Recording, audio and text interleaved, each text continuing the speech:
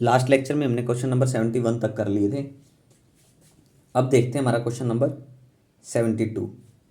72 question क्या कहता है,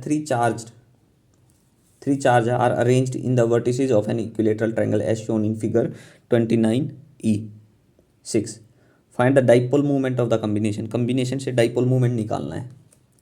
सबसे पहले तो बना लो क्या सिचुएशन दे रखी है, वैसे तो दिख रही होगी आपको, फिर भी बना लेते हैं। यहाँ चार्ज कितना है, -Q।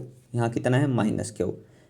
यहाँ कितना है, +Q। इक्विलेटरल ट्रायंगल, ये सेपरेशन है D, तो ये सेपरेशन कितनी होगी, D। हम क्या करते हैं, ये पॉजिटिव चार्ज है, कितना, इस पर 2Q है, ये 2Q है, तो हम क्या करते हैं, इसको Q + Q में डिवाइड कर लेते हैं। तो इस पर कितना हो गया, +Q, इस पर कितना है, +Q। पॉजिटिव के कारण इलेक्ट्रिक फील्ड आउटवर्ड, पॉजिटिव के कारण इलेक्ट्रिक कितना फील्ड है, आउटवर्ड। इसके साथ एंगल कितना है, 60 थीटा। इक्विलेटरल ट्रायंगल है तो थीटा कितना है, 60 डिग्री। तो ये कितना आ गया एंगल, 60। चलिए देखिए, अब अभी हमें क्या निकालना है, डाइपोल मूवमेंट। ठीक है, चार्ज दोनों पे सेम है, तो डाइपोल मूवमेंट जो, मान लीजिए ये P1 है, डाइपोल मूवमेंट है P1, ये P2, जो 1 होगा वही 2 होगा। ठीक है, हम निकाल लेते हैं इसको। ए का स्क्वायर, रिजल्टेंट क्या होगा, A² + B² प्लस का 2AB, AB cos थीटा। ठीक है, रिजल्टेंट आपको पता चल गया इसका क्या होगा। रिजल्टेंट हमने पीछे भी किया है, फॉर्मूले आपको ध्यान भी होंगे, इतना ज़्यादा कुछ है नहीं। मोमेंटम क्या होता है, P = Q × R, तो P1 भी वही होगा, P2 भी वही होगा, तो लिखो इसको Q × R। R कितना है, D, QD का स्क्वायर प्लस QD का स्क्वायर प्लस का 2QD का स्क्वायर, यही होगा, QD का स्क्वायर हो जाएगा। क्यों हो जाएगा, क्योंकि एक तो P1 से आएगा, एक उससे आएगा। cos60 कितना होता है, 1/2, तो 2 से 2 कैंसिल, कितना हो जाएगा, √3QD। इतना डाइपोल मूवमेंट आ जाएगा हमारे पास टोटल। ठीक है, चलिए ये था हमारा क्वेश्चन, हमें डाइपोल मूवमेंट बताना था, द कम्बिनेशन। ठीक है, कम्बिनेशन का वो हमने बता दिया। चलिए अब देखते हैं हमारा नेक्स्ट क्वेश्चन है। ये था हमारा क्वेश्चन 72। नेक्स्ट है क्वेश्चन 73। क्वेश्चन 73 क्या कहता है, find the magnitude of the electric field. Magnitude निकालना है इलेक्ट्रिक फील्ड का at the point P point पे, at the point P in the combination shown in the figure 29E7 for D जो है वो ग्रेटर है A से, ध्यान रखना इस चीज़ को। और P जो है 2AQ को हम P से रिप्लेस कर सकते हैं। तो A पार्ट है इसी का 71 का, A पार्ट देखो क्या दे रखा है, एक स्ट्रेट लाइन दे रखी है, यहाँ से चार्ज क्या हुआ, हमें P पे बताना कितना इलेक्ट्रिक फील्ड होगा। E क्या, इलेक्ट्रिक फील्ड का फॉर्मूला 1/4πε0 Q/R²। R कितना है, D के इक्वल है, चार्ज इतना ही है, Q/D², ये हो जाएगा इलेक्ट्रिक फील्ड। ठीक है, पहले में इलेक्ट्रिक फील्ड का पता चल गया कितना होगा। चलिए अब दूसरा देखते हैं। बी पार्ट कुछ ऐसा दे रखा है, ये P पे है, यहाँ पे एक पॉइंट है ए डिस्टेंस पे दूसरा पॉइंट है, इलेक्ट्रिक फील्ड ये डिस्टेंस D है, तो इलेक्ट्रिक फील्ड यहाँ बताना हमने कितना होगा। इसके कारण ऊपर की तरफ, यहाँ पे रिजल्टेंट किधर होगा, ऊपर की तरफ, तो ये रिजल्टेंट जो होगा कितना होगा, इलेक्ट्रिक फील्ड कितना इलेक्ट्रिक फील्ड होगा, थीटा एंगल बना रहा है, तो ये कितना हो जाएगा, 2E। इलेक्ट्रिक फील्ड जो आ जाएगा वो आ जाएगा 2E cos थीटा। थीटा इसके साथ यहाँ रिजल्टेंट निकाल लो इसका, √D² + A², ये हो जाएगी। इधर भी ये हो जाएगा, ये इसके साथ एंगल थीटा है, इसके साथ थीटा है, तो रिजल्टेंट E इधर हो जाएगा, ER that's will B 2E cos theta. तो यहाँ से E कितना आ गया, E आपको पता ही है, यहाँ से अब E सिंपली है, निकाल लोगे। चलिए मैंने रिजल्टेंट बता दिया कैसे आएगा, अगर कोई प्रॉब्लम आती है तो इसको पूछ लेना मेरे से, ठीक है। ठीक है, आइडिया मिल गया। अगर कोई प्रॉब्लम आए ना तो इस क्वेश्चन को आप पूछ सकते हो। सेकंड पार्ट भी मैं आपको ऐसे ही बताऊंगा, मतलब थर्ड पार्ट इसका। थर्ड पार्ट में देखो क्या है, यहाँ पे कितना चार्ज है, माइनस क्यू दे रखा है, यहाँ पे प्लस क्यू दे रखा है, और यहाँ पे भी प्लस क्यू है। तो इलेक्ट्रिक फील्ड पी पे बताना है, इसकी वजह से किधर होगा, ऊपर की तरफ, और इसका रिजल्टेंट है ई, तो ई आर जो आएगा प्लस ई कर देना उसमें 3 वाला, तो टोटल ई टोटल रिजल्टेंट आ जाएगा, टोटल इलेक्ट्रिक फील्ड कितना होगा। ठीक है, ये होगा हमारा सी पार्ट में ऐसे। ठीक है, सी पार्ट तक हो गया हमारा। उसके बाद हम देखते हैं हमारा क्वेश्चन नंबर 74। देखो इस क्वेश्चन में मैं आपको आइडिया पूरा दे दिया है, सोल्व करो इसको, क्योंकि इलेक्ट्रिक फील्ड के हमने बहुत सारे क्वेश्चन कर लिए हैं पीछे।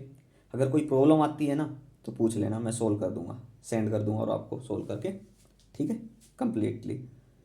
चलिए आपके ऊपर अब ये क्वेश्चन। नेक्स्ट क्वेश्चन देखते हैं हमारा क्वेश्चन नंबर 74।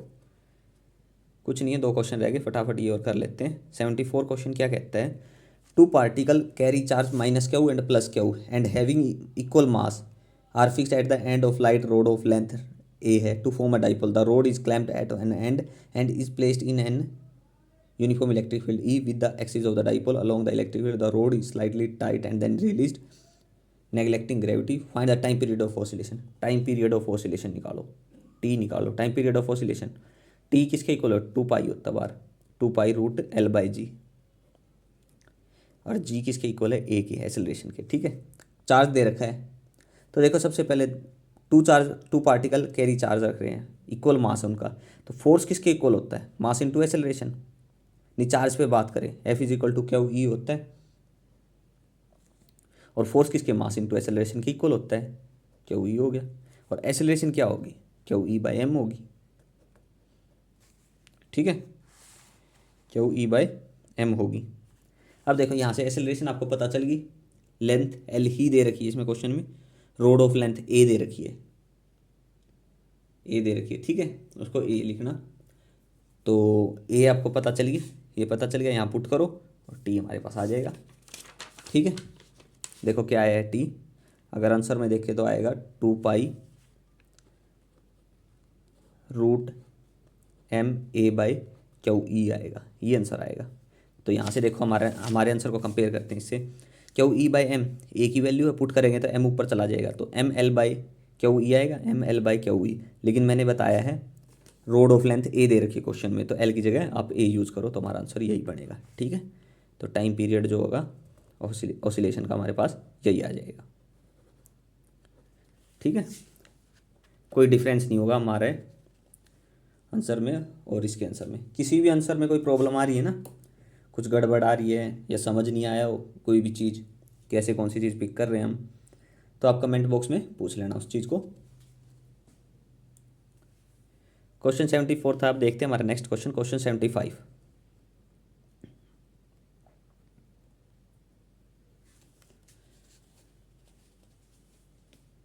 क्वेश्चन 75 क्या कहता है, assume that each atom in a copper wire contribute 1 free electron.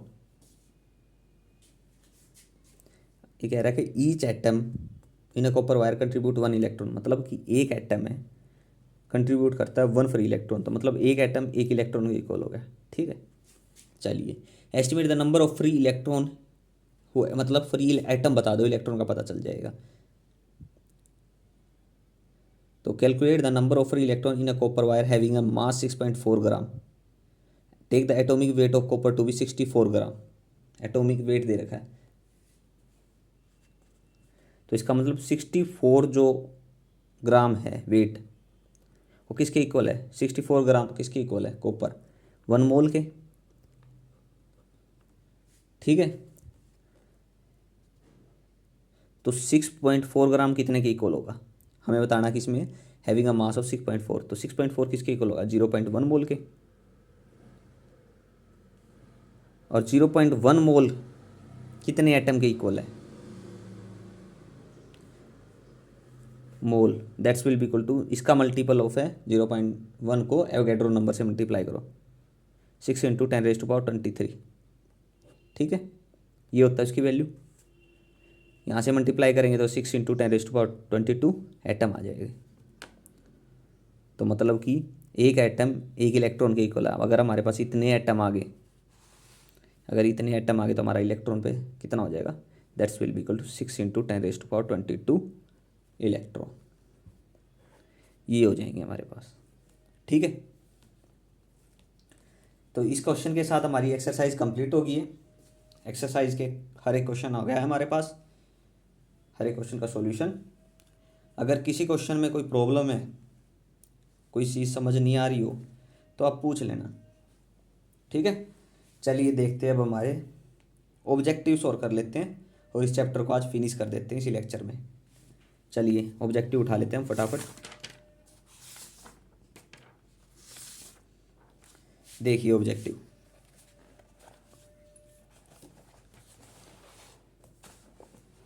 Book से ट्राई करना देखने की क्वेश्चन को। मैं बस आइडिया दूंगा ऑब्जेक्टिव में, ठीक है, ताकि थोड़ा बहुत दिमाग आप अपना भी लगाओ। कोई चीज़ समझ ना आए, कुछ क्वेश्चन में दूंगा, सारे तो ये नहीं कह रहा कि मैं सभी में आइडिया दूंगा। कोशिश करो अपने आप करने की, क्योंकि एक्सरसाइज तो हमने कर ही ली कंप्लीट, उसके बाद तो कुछ बचता नहीं। तो ऑब्जेक्टिव 1 है ये हमारा। ठीक है, चलिए देखते हैं ऑब्जेक्टिव 1 का क्वेश्चन 1। देखो क्या कह रहा है।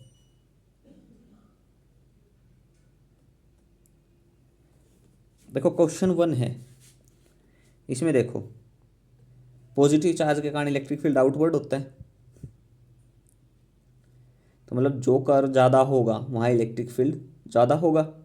इसमें ऐसे समझ लो, देखो मान लीजिए यहाँ चार्ज था कुछ, इसका फील्ड इलेक्ट्रिक फील्ड आउटवर्ड होता है। तो देखो ये इधर गया, पॉजिटिव के कारण आउटवर्ड, मतलब ये भी इधर गया, तो इसमें कम होगा। लेकिन ये जो बाहर की तरफ बैंड हो रहे हैं, इक्वल बैंड हो रहे हैं, तो मतलब जो इस इलेक्ट्रिक फील्ड ए में है वो सी में है, लेकिन बी में इलेक्ट्रिक फील्ड कम है, मतलब इनसे कम है। तो इसका ऑप्शन क्या होगा, E A electric field A equal to C, जो ग्रेटर होगा ई बी से। ठीक है, इसका सॉल्यूशन ये बनता है। तो क्या लिखेंगे, E A is equal to E B, और जो ग्रेटर है ई सी से। ये ऑप्शन आ जाएगा हमारे पास सी। इसका सॉल्यूशन आ गया सी। चलिए नेक्स्ट क्वेश्चन देखते हैं।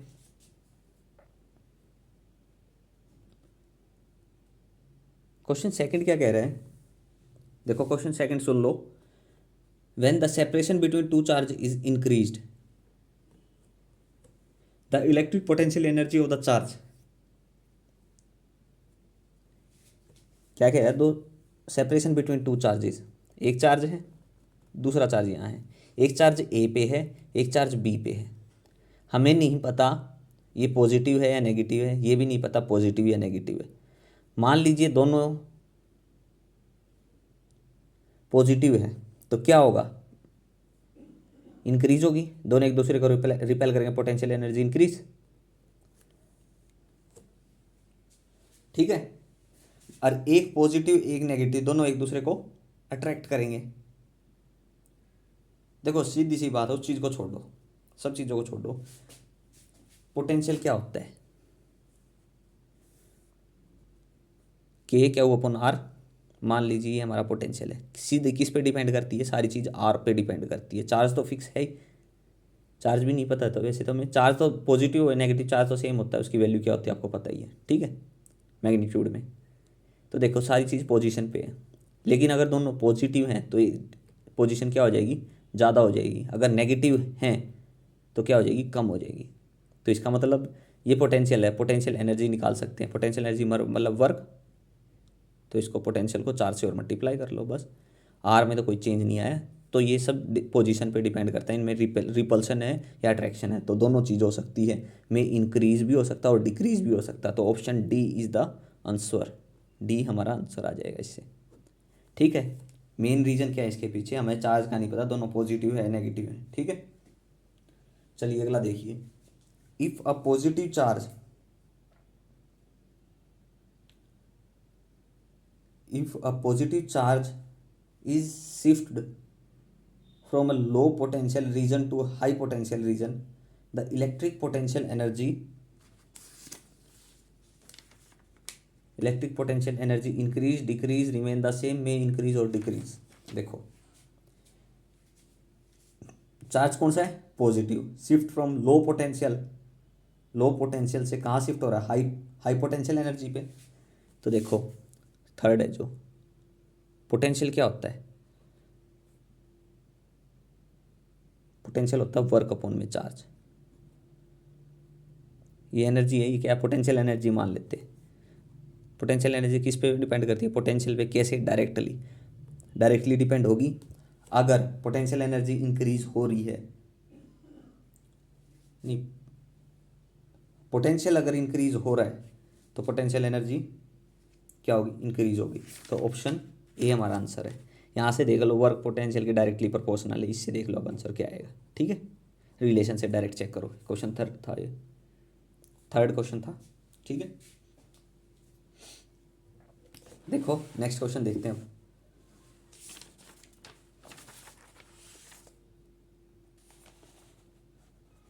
क्वेश्चन 4 देखो क्या कह रहे हैं। दो इक्वल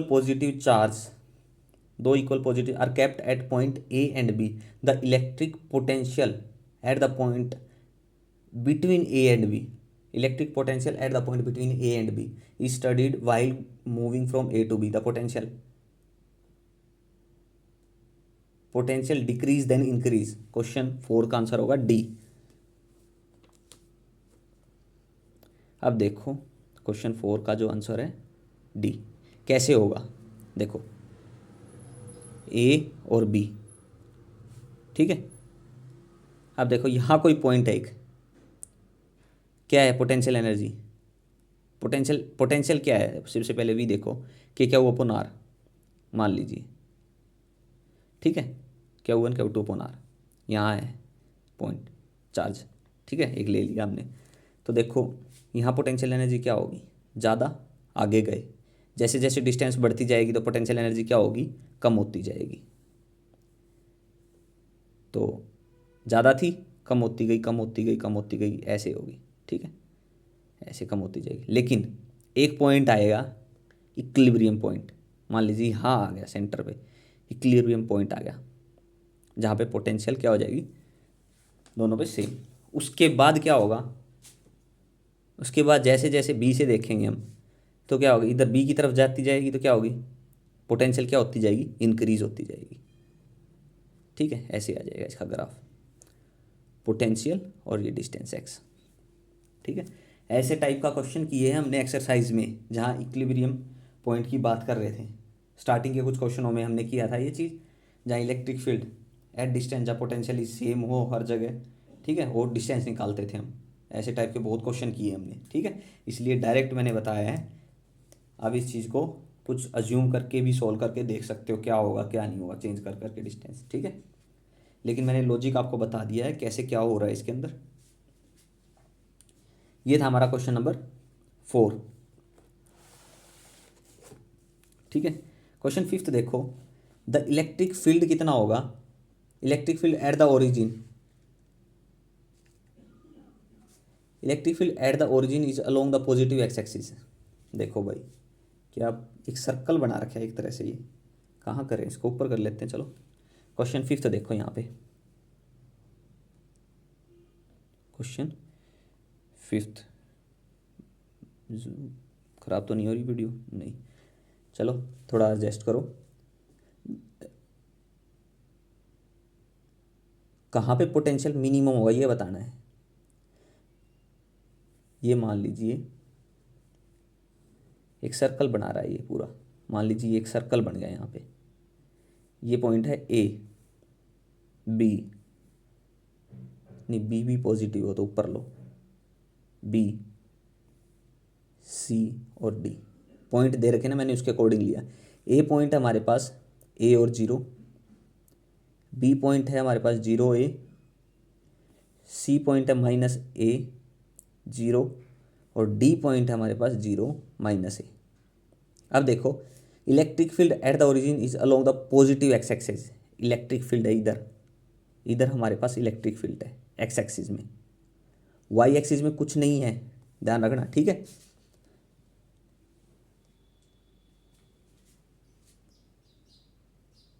चलिए इतना दे रखा है। उसके बाद देखो, a small circle is draw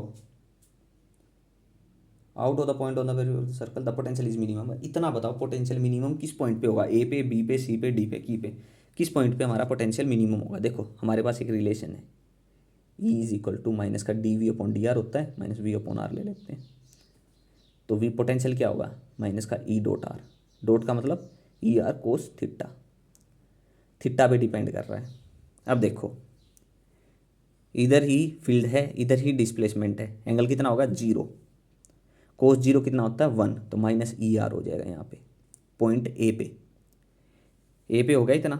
अब देखो ए के बाद बी पॉइंट पे गए हम, बी पे क्या है, वाई एक्सिस में डिस्प्लेसमेंट, तो एंगल कितना बन गया इलेक्ट्रिक फील्ड और इसके 90, कोस 90 जीरो, ठीक है जी।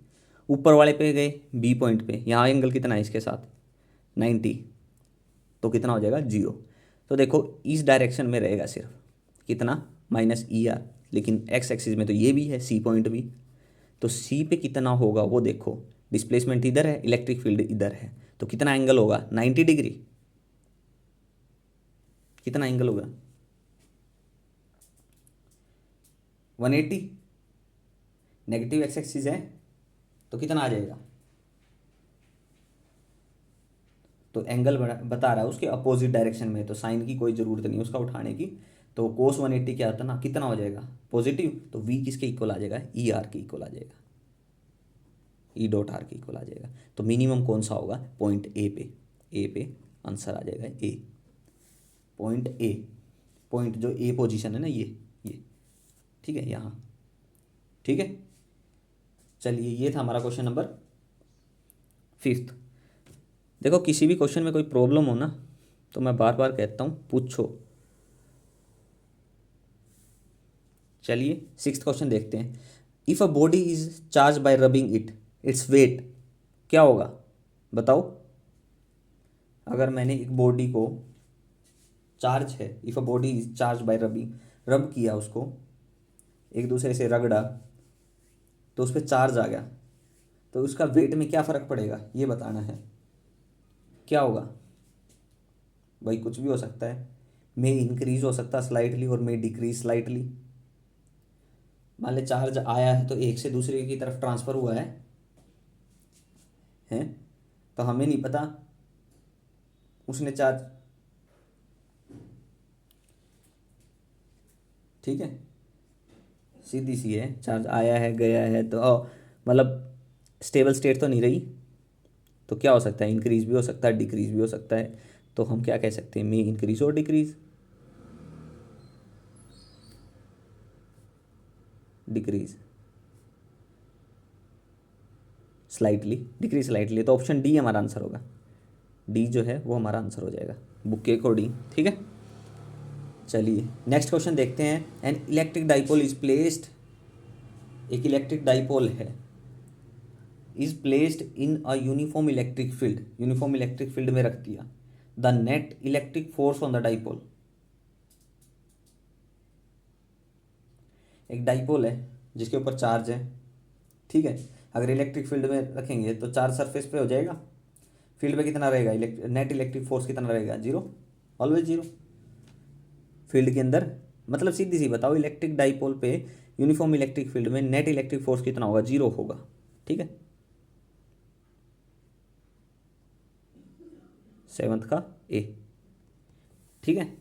आ गया, कोई भी डाउट हो तो पूछ लेना, थोड़ा थोड़ा अपने आप भी सोचना चीज़ों को। जिस क्वेश्चन में मैं आपको पूरा डिटेल में नहीं बता रहा था उसका मतलब है कि ज़्यादा टिपिकल क्वेश्चन में नहीं है कुछ भी, आप थोड़ा सोचो और करो, नहीं होता तो फिर पूछ लो। चलिए क्वेश्चन नंबर 8 देखते हैं। The work done in taking a point from point P to A W B W C. देखो भाई क्वेश्चन लिख लेते हैं यहाँ, करते हैं क्वेश्चन 8 को। ऐसा कुछ सर्कल दे रखा है, सेमी सर्कल दे रखा है, ये चार्ज है, ये एक पोजीशन है, ये एक पोजीशन है, ये एक पोजीशन और ये एक पोजीशन है। पी है, ए है, बी है और सी है। तो अब बताओ किसने कितना वर्क किया है। देखो पी से कोई चीज़ ए पे आ रही है,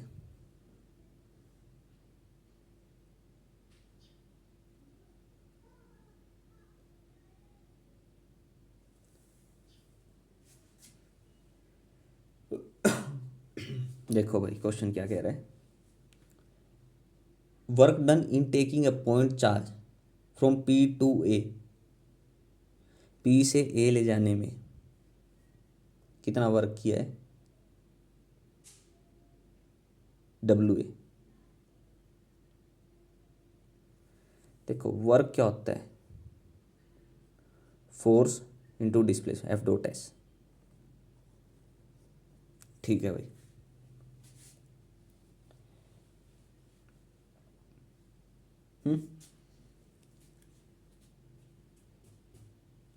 एक मिनट रुको, देखो कितना होगा।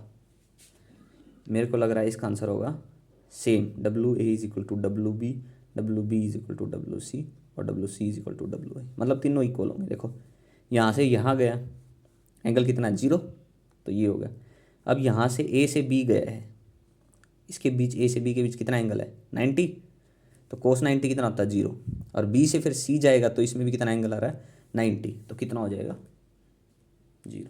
हम क्या करेंगे, ये इसमें ये ऐड करेंगे, 0 आ गया, फिर उसमें ये ऐड करेंगे तो इससे भी 0 आ गया, तो ये चीज़ तीनों में आएगी, इतना ही वर्क डन होगा। ठीक है, ये है। थोड़ा खुद भी सोचना कैसे होगा, ठीक है। बाकी मैंने बता ही दिया, कुछ नहीं है, ऐसे ही है। ठीक है, चलिए देखो नेक्स्ट क्वेश्चन है, क्वेश्चन नंबर 9। ये कह रहा है कि एक पॉइंट चार्ज क्या हो is rotated along a circle in the electric field, rotate in a circle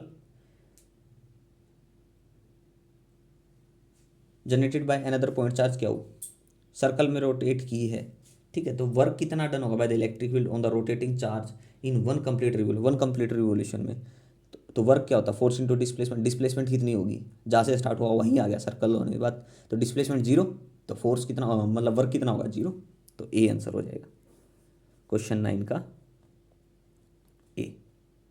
क्यों, क्योंकि वर्क होता है फोर्स इंटू डिस्प्लेसमेंट, डिस्प्लेसमेंट हुई नहीं डी, अगर डिस्प्लेसमेंट 0 है तो वर्क भी 0 आ जाएगा। ठीक है, ये है लॉजिक, और कुछ नहीं है।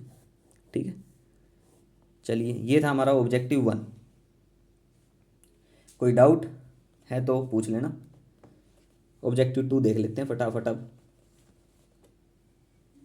ऑब्जेक्टिव 2 में एक दो क्वेश्चन खुद से ट्राई करना, ठीक है, जो मैं अगर आपको अच्छे से ना बता पाऊँ, टाइम तो थोड़ा ही है मेरे पास इस लेक्चर के लिए, टाइम नहीं था आज इतना।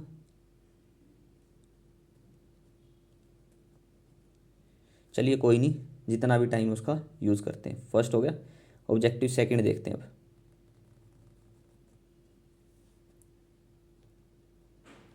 ऑब्जेक्टिव 2 का फर्स्ट देखो, mark out the correct option. Total charge of the universe, जितना यूनिवर्स में चार्ज है वो कांस्टेंट है। ठीक है, तो टोटल पॉजिटिव चार्ज यूनिवर्स का कांस्टेंट है या नेगेटिव चार्ज या total number of charge, number का कोई फिक्स नहीं है, लेकिन जो टोटल चार्ज है वो कंजर्व्ड है। ठीक है, मतलब कांस्टेंट है, total charge of the universe is constant, तो ए ऑप्शन हो जाएगा इसका क्वेश्चन। ऑब्जेक्टिव 2 का क्वेश्चन 1 का ए हो जाएगा। ठीक है, कोई चीज़ समझ ना आए तो पूछ लेना, बस यही कहता हूँ मैं तो इतना। क्वेश्चन फर्स्ट हो गया। क्वेश्चन सेकंड देखो, अ point charge is brought in an electric field, the electric field at A near by point. देखो इस चीज़ के लिए क्या, the electric field at A near by point, तो नियर बाय पॉइंट पे इलेक्ट्रिक फील्ड क्या होगा, मे बी इंक्रीज और मे बी डिक्रीज, विल नहीं होगा, मे, ध्यान रखना मस्ट, जहाँ पॉसिबिलिटी है मे आ जाए ना। एक point charge is brought in an electric field, अब जो चार्ज है वो पॉजिटिव है नेगेटिव है, इस चीज़ के बारे में तो नहीं बताया इसने। ठीक है, अगर पॉजिटिव चार्ज है तो इलेक्ट्रिक फील्ड में क्या इफेक्ट डालेगा, नेगेटिव है तो क्या होगा, एक तरह से ऑब्स्टेकल होगा, थोड़ा अपोज करेगा कुछ फील्ड को, तो इसलिए आप थोड़ा इस चीज़ को देखना। तो मे इंक्रीज और मे डिक्रीज, तो ऑप्शन सी और डी इसके आंसर होंगे। कुछ नहीं है, सिंपल सिंपल है क्वेश्चन। क्वेश्चन सेकंड हो गया। क्वेश्चन थर्ड देखो फटाफट। क्वेश्चन थर्ड क्या कहता है, electric field and the electric potential at, देखो इलेक्ट्रिक फील्ड क्या होता है,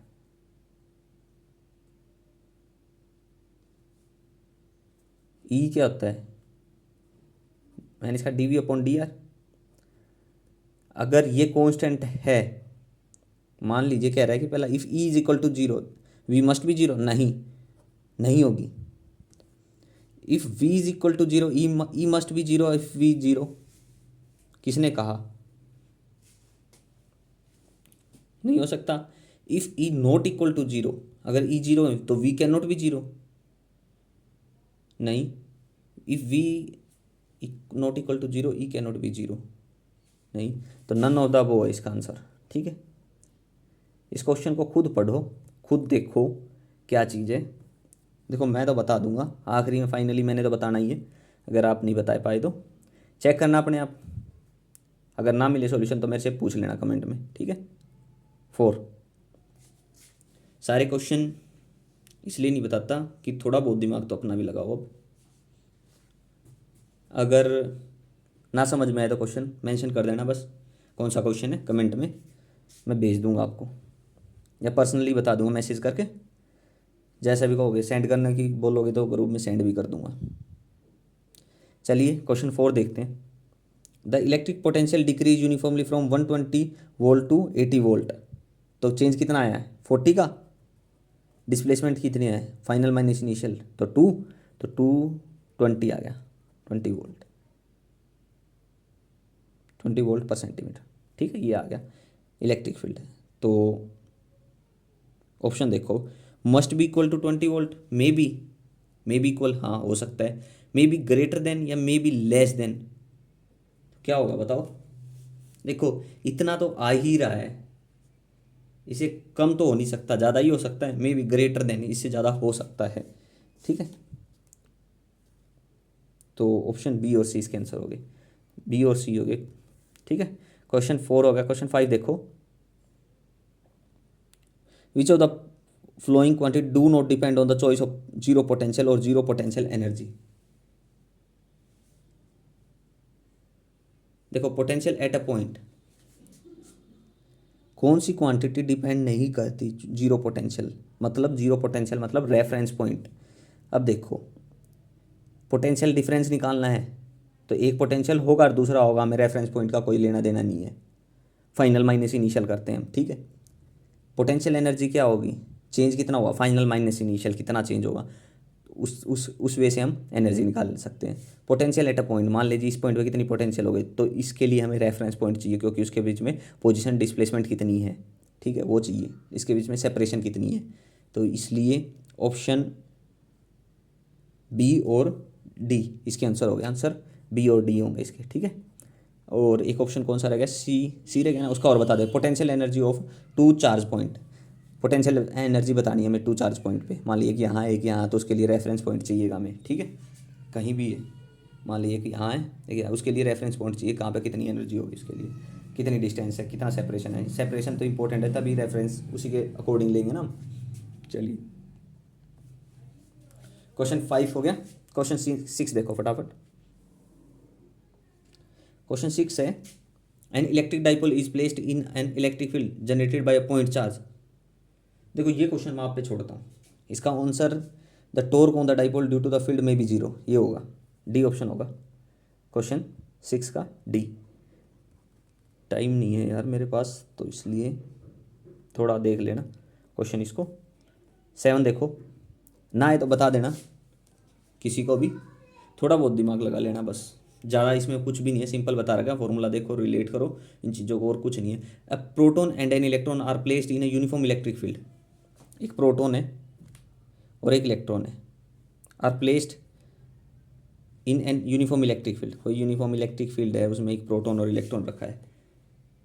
प्रोटॉन पे चार्ज होता है plus Q, electron minus Q, तो फोर्स की बात करें F is equal to Q ही होता है, फोर्स क्या होता है मास इंटू एक्सेलरेशन, तो क्यू ई बाय, तो एक्सेलरेशन क्या होगा क्यू ई बाय एम, ये होगा। तो हमें क्या बताना था अब, acceleration, the electric force acting on them will be equal, the magnitude of the force will be equal, magnitude of force will be equal होगा, ठीक है। Their acceleration will be equal, नहीं एक्सेलरेशन इक्वल नहीं हो सकती, क्योंकि वो मास पे डिपेंडेंट है, ध्यान रखना, इसका ऑप्शन शायद बी ही होगा, magnitude of the force will be equal. ठीक है, सेवन्थ का बी ही होगा, चेक कर लेना। ठीक है, बी ही होगा सिर्फ। क्वेश्चन 8 और देखो फटाफट एक बार, डिस्टर्बेंस भी हो जाता है बीच बीच में बहुत। चलो देखो question 8, the electric field in a region is directly outward and is proportional to the electric field directly proportional to r from the origin, taking the electric potential e is equal to किसके equal है, d we upon D r, potential निकालना है, ई is equal to d we upon D r, minus sign रखना है इसके साथ, proportional का हटाया तो के आ गया, के आर, माइनस साइन तो था इधर भेज दिया, तो यहाँ से पोटेंशियल क्या हो जाएगा, d v is equal to minus का के आर डी आर, इंटीग्रेशन कर लो दोनों साइड, तो इधर क्या बनेगा, माइनस का के आर स्केयर बाई 2 प्लस सी, ये कॉन्स्टेंट टर्म बन जाएगी, तो आर का स्केयर पे यहाँ से वी आ जाएगा, तो वी किसके डायरेक्टली है, आर स्केयर के, तो it is proportional to R square, तो option C, option C, option C, C जो है वो हमारा आंसर होगा इसके लिए। ठीक है, ये था हमारा क्वेश्चन नंबर 8। क्वेश्चन 8 तक कंप्लीट हो गए, 8 तक क्या कंप्लीट ही हो गया, ऑब्जेक्टिव कंप्लीट हो गया हमारा। यहाँ पे टाइम नहीं है मेरे पास, इसलिए एक दो क्वेश्चन में कमी आ रही है, तो वो आप देख लेना, ना समझ में आए तो कमेंट में डाल देना, उसका सॉल्यूशन मैं भेज दूंगा, या कैसे करना वो मैं बता दूंगा आपको। ठीक है, तो आज हमारी electric field and potential unit complete हो गई है, जिसमें हमने एक्सरसाइज और ऑब्जेक्टिव 1 और ऑब्जेक्टिव 2 कर लिए। ठीक है, अगर इन तीनों में कोई भी डाउट हो तो आप कमेंट बॉक्स में डाल देना। ठीक है, ओके, थैंक यू, आज यहीं पे स्टॉप करते हैं।